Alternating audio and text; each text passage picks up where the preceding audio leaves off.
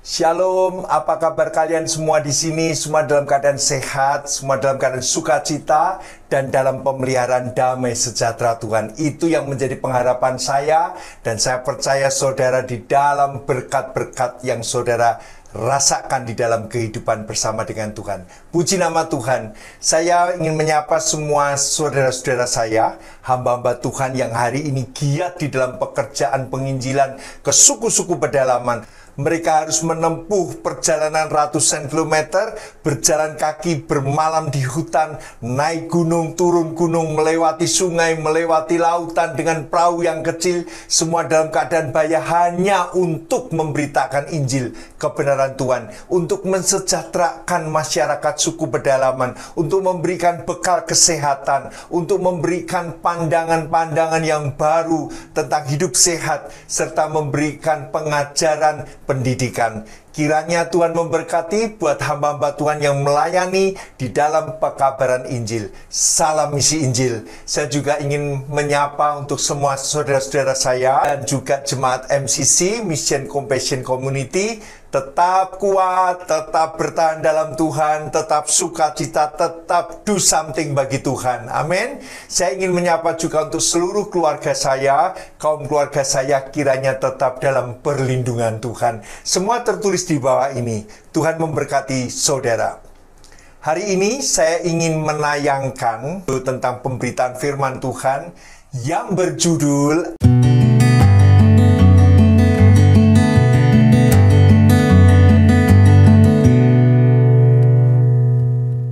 Putus nyambung, kapan ikatannya?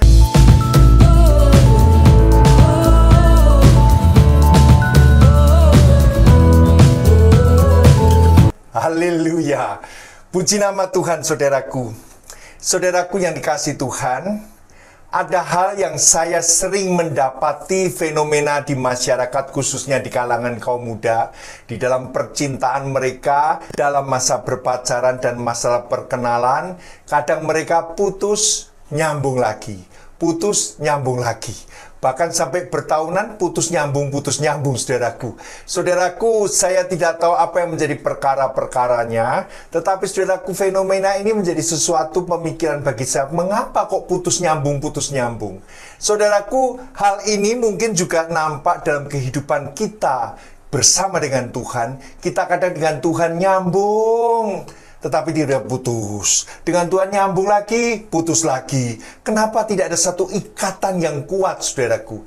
Nah, saudara, dalam kebenaran firman Tuhan yang saya ingin bacakan, saya ingin menyatakan bahwa hidup kita dengan Tuhan, hubungan kita dengan Tuhan, hendaknya ada ikatan yang kuat, saudaraku. Di dalam firman Tuhan dikatakan seperti mengikat pinggang. Jadi ada ikatan yang kuat dengan Tuhan. Saya akan bacakan dalam kitab 1 Korintus 6 ayat 17. Tetapi siapa yang mengikatkan dirinya pada Tuhan menjadi satu roh dengan Dia. Artinya saudaraku, kalau kita mengikatkan dengan Tuhan, jangan hanya putus nyambung dengan Tuhan. Saudara, frekuensinya begini. Naik turun imannya naik turun lagi, naik turun, saudaraku. Jangan, saudaraku, tetapi saudara harus punya ikatan yang terus, yang intim dengan Tuhan, ikatan dengan Tuhan yang satu roh. Dikatakan di sini mengikatkan diri dengan Tuhan, saudaraku. Amin. Jadi saudaraku, kiranya ini boleh menjadi berkat bagi saudara. Hubungan kita dengan Tuhan harus diikat. Amin. Diikat seperti sebuah ikat pinggang yang diikatkan pada pinggangnya. Kita baca nats kita dari kitab Efesus pasal 6 ayat 14 tentang perlengkapan senjata Allah. Dikatakan demikian, jadi berdirilah tegap. Amin. Berdiri tegap, saudaraku. Jadi orang yang tidak punya kepercayaan diri kadang kelihatan dalam sikap gestur tubuhnya, saudaraku. Bahkan jalannya kelihatan lembek, saudaraku. Jalannya tuh tidak yakin, saudaraku. Tapi kalau orang yang berdiri tegap, jalannya tegap, saudaraku. Ini yang dikatakan firman Tuhan. Berdirilah tegap, berikat pinggangkan kebenaran, dan berbaju zirahkan keadilan. Saya mau membahas hari ini tentang ikat pinggang kebenaran.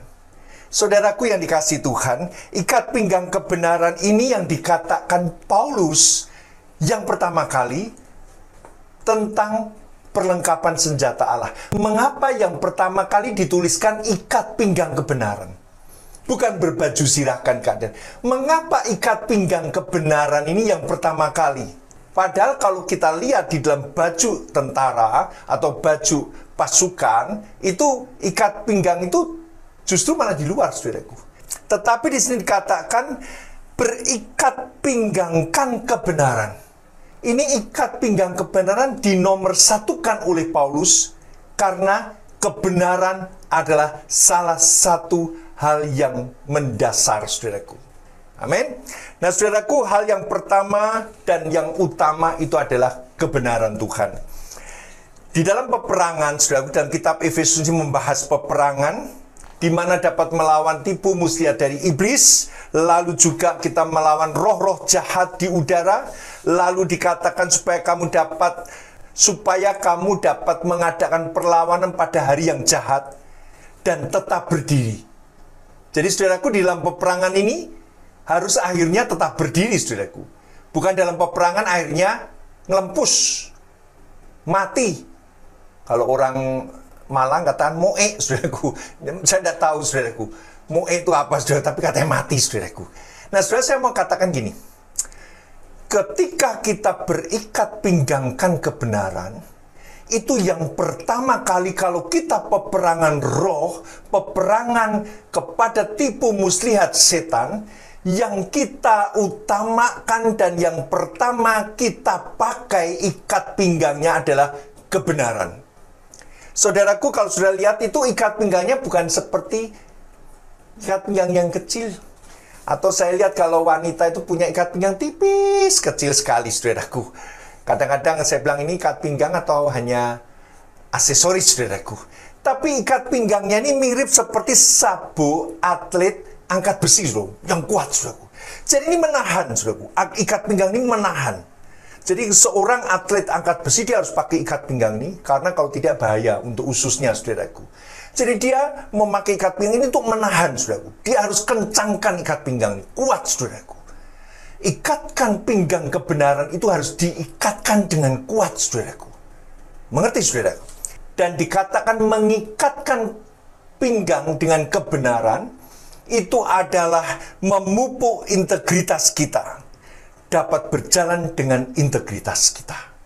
Saudaraku, orang yang tidak punya integritas, dia lemah menghadapi tantangan. Tetapi orang yang kuat, dia punya integritas. Dan Tuhan mengajarkan orang yang percaya kepada Tuhan harus punya integritas itu kebenaran. Integritasnya itu kebenaran. Kekuatan karakternya itu kebenaran. Kekuatan nyalinya itu kebenaran. Dan saudaraku, mengikatkan diri dengan kebenaran adalah dengan truth, bukan true, saudaraku. Banyak orang hanya memakai true-nya, betulnya, secara betul, secara normatif, yaitu secara norma dan kaidah saja. Sementara Tuhan mengajak kita bukan true, tapi truth. Kebenaran, bukan normatif, tetapi kebenaran yang menyangga, memberikan kekuatan. Saudaraku, saya mau katakan demikian, bahwa ketika saudara di dalam keadaan bersalah, saudara akan bisa mati karakter, saudaraku. Saudara akan terbuka dengan celah fitnah, celah tuduhan. Karena apa? Dia di dalam keadaan bersalah. Saudara tahu, Yesus adalah jalan kebenaran dan hidup. Dan Yesus yang membenarkan orang-orang pilihannya. Yesus yang membenarkan orang berdosa. Saudaraku, semua orang telah berbuat dosa dan kehilangan kemuliaan Allah. Tetapi melalui Yesus, engkau diampuni dan dibenarkan. Dibenarkan ini luar biasa efeknya, saudaraku. Saudara, saya rasa saudara pernah merasa diri saudara bersalah. Saudara kadang menjawab saja tidak bisa menjawab, kadang berpikir saja pikirannya kawruh, saudara. Karena apa? Karena saudara dalam keadaan kebingungan, karena saudara bersalah. tetapi Tuhan membenarkan dan engkau dibenarkan. Saudara ingat perempuan yang kedapatan berzina dan mau dilempari batu? Lalu Yesus menolong dia. Janganlah berbuat dosa lagi. Sehingga dia tidak ada satupun yang melempari batu atau membunuhnya. Saudara, kalau itu kejadian dia ketangkap di dalam berbuat zina. Tetapi apabila saudara difitnah, berbuat zina, hal-hal yang kotor, saudara difitnah hal-hal tentang penipuan, saudara difitnah tentang hal-hal yang tidak baik, saudara bingung bagaimana menjawab. Saudara akan bersumpah-sumpah, saudaraku. Sumpah demi apa saja, saudaraku. Tetapi Tuhan katakan, berikat pinggangkan kebenaran, karena kita melawan tipu muslihat iblis yang kadang datang menuduh, yang kadang datang memfitnah, yang kadang datang membuli saudara. Itu pakai ikat pinggang kebenaran. Kita dibenarkan Tuhan. Itu ikat yang kuat, saudaraku, yang menahan di dalam tubuh kita ini, saudaraku. Mengerti? Bahwa kita akan menjadi orang yang kuat karena yang membenarkan bukan manusia. Yang membenarkan bukan hanya secara normatif. Yang membenarkan bukan karena kaidah dan norma-norma yang ada di masyarakat. Tetapi yang membenarkan ada Tuhan pencipta semesta alam. Yang membenarkan saudara. Sehingga saudara berdiri kuat. Berdiri teguh. Karena apa? Engkau dibenarkan oleh Tuhan. Amin. Saudara harus mengerti ini. Berikatkan pinggang kebenaran. Diikatkan supaya saudara rasa. Diikat itu kuat, saudaraku. Diikat itu kuat, terasa, saudaraku.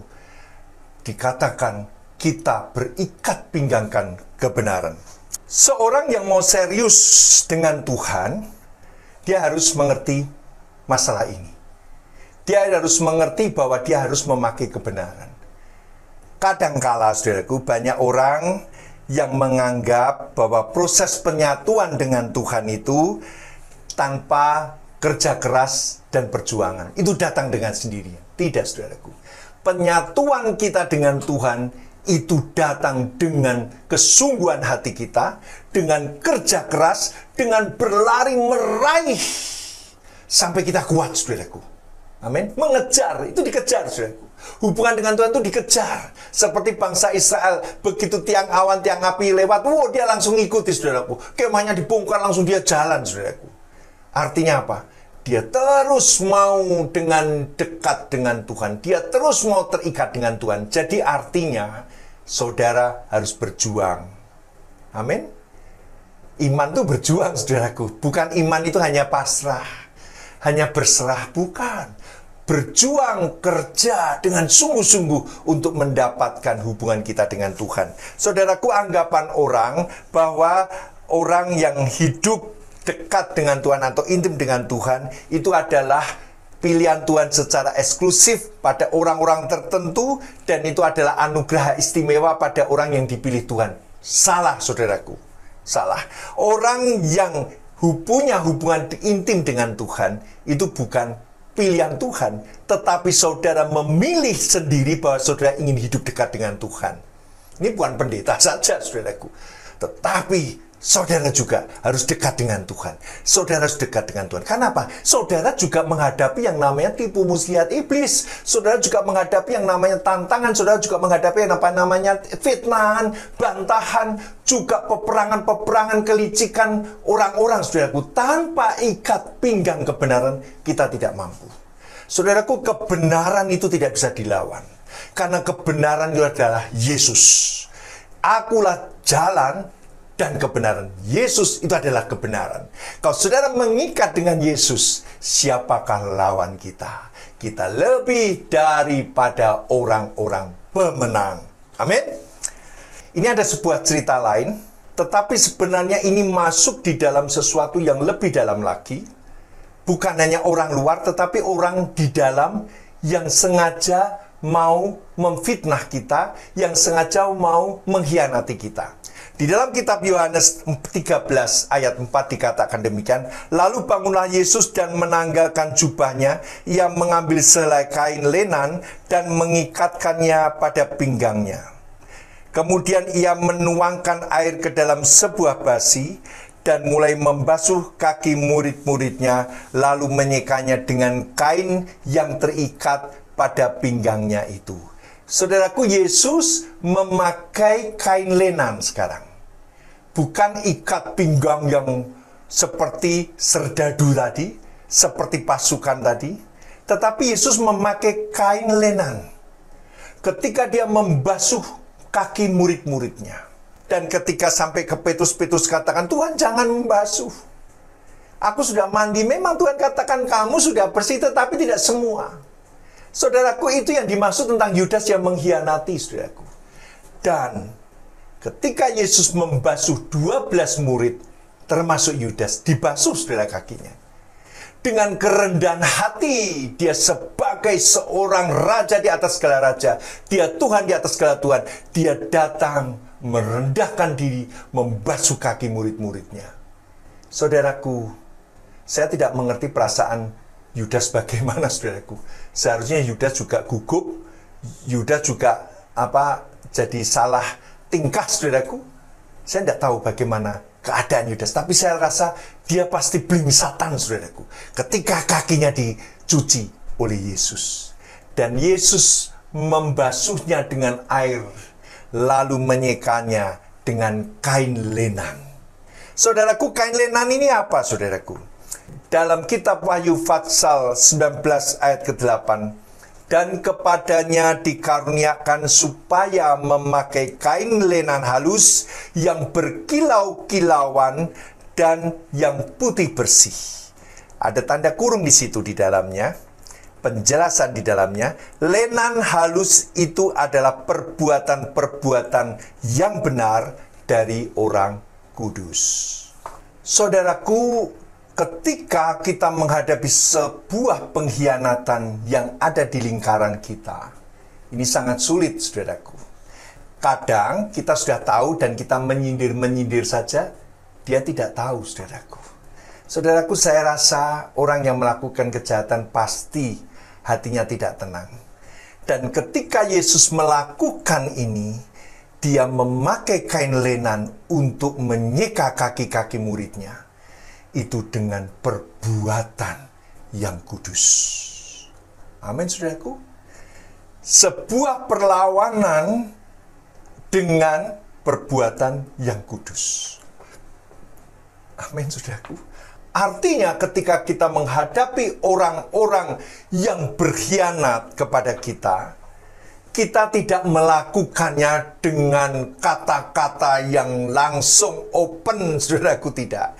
Tetapi dengan satu kata yang implisit, yang digambarkan dengan kain lenan itu, saudaraku. Dibasuh dengan perbuatan yang kudus. Amin. Dikatakan firman Tuhan, suaminya diselamatkan oleh perbuatan istrinya. Sudah tahu itu, ayat itu? Di mana ketika suaminya berdosa, itu diselamatkan oleh perbuatan istrinya, perbuatan kudus istrinya. Ini tidak gampang, saudaraku. Dalam lingkaran orang terdekat ini, hanya perbuatan kudus yang mampu untuk meluruhkan hatinya, yang mampu untuk menemplak dosanya, yang mampu untuk diampuni dosanya, karena perbuatannya yang kudus. Yohanes 17 ayat 17 dikatakan demikian, kuduskanlah mereka dalam kebenaran, firman-Mu adalah kebenaran. Ukuran kebenaran adalah firman Tuhan. Ini mutlak, saudaraku. Saudara mengukur itu bukan dari kata orang. Itu bukan dari orang mengatakan kepada saudara. Itu bukan dari pengamatan saudara. Tetapi ukurannya dari firman Tuhan. Mengerti, saudara? Bahwa firman itu adalah kudus. Firman itu adalah kebenaran. Jadi saudaraku, ketika kita mengikatkan pinggang dengan kebenaran, itu mengikatkan dengan firman Tuhan. Segala tuduhan bantahan akan gugur. Firman Tuhan katakan bahwa segala beban yang begitu merintangi, itu akan digugurkan. Karena apa, saudaraku? Karena kita punya kebenaran firman Tuhan yang memerdekakan kita. Kita punya firman Tuhan yang kita baca dan kita renungkan dan menjadi rema dalam hidup kita. Itu yang akan melindungi kita, saudaraku. Itu yang akan mengikat kita dengan kebenaran. Orang mengatakan, kamu ini orang berdosa. Tuhan katakan, kamu orang yang diampuni. Haleluya. Amin. Kamu itu orang yang paling nanti masuk neraka. Tuhan katakan, di surga itu banyak tempat. Haleluya. Kenapa? Dia ada kekuatan, kebenaran di dalam ikat pinggangnya, saudaraku. Yang dia ikat dengan kuat. Dia tidak tergoyahkan. Kata orang. Ini kata Tuhan, saudaraku. Dibuktikan dari Alkitab. Amin. Kembali lagi dengan nats kita. Berikat pinggangkan kebenaran. Itu kekuatan yang luar biasa. Saudara akan memiliki suatu kekuatan yang luar biasa. Karena engkau mengikatkan dirimu dengan Tuhan. Karena Yesus adalah kebenaran. Amin. Saudara, apabila hari ini saudara mengalami yang namanya kebingungan, saudara mengalami seolah-olah tidak ada orang yang menopang saudara. Saudara seolah-olah mengalami tidak ada orang yang mendukung saudara. Saya mau katakan firman itu mendukung saudara. Yesus yang mendukung saudara. Oleh sebab itu ikatkanlah pinggangmu dengan kebenaran.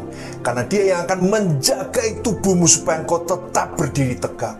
Supaya engkau tetap kuat. Bantahan orang, tuduhan orang, dakwaan orang itu tidak mengenai saudara. Karena saudara punya kekuatan firman Tuhan yang membela saudara. Tuhan memberkati saudara. Mari kita berdoa. Tuhan Yesus, biar apa yang hamba-Mu katakan ini jadi dalam hidup setiap orang yang mendengarnya. Supaya mereka menjadi orang yang kuat Tuhan. Karena ada firman Tuhan yang mengikat dalam hidupnya. Sehingga mereka tidak digoyahkan. Mereka tetap dapat berdiri tegak karena ada pertolongan Tuhan. Marilah Tuhan berkati setiap orang yang mendengar. Dan kami percaya Tuhan mereka akan meningkatkan hidupnya untuk mengikatkan diri dengan kebenaran, yaitu Tuhan Yesus sendiri. Di dalam nama Tuhan Yesus, kami memohonkan berkat Tuhan turun di atas semua orang yang mendengarkan. Dengan berkat dari Allah Bapa, dan berkat dari Tuhan Yesus, dan berkat dari Roh Kudus menyertai hidupmu hari ini, besok, sampai selama-lamanya. Tuhan menjemput engkau di awan yang permai. Amin. Tuhan memberkati saudara dan sampai jumpa. Salam misi Injil. Amin.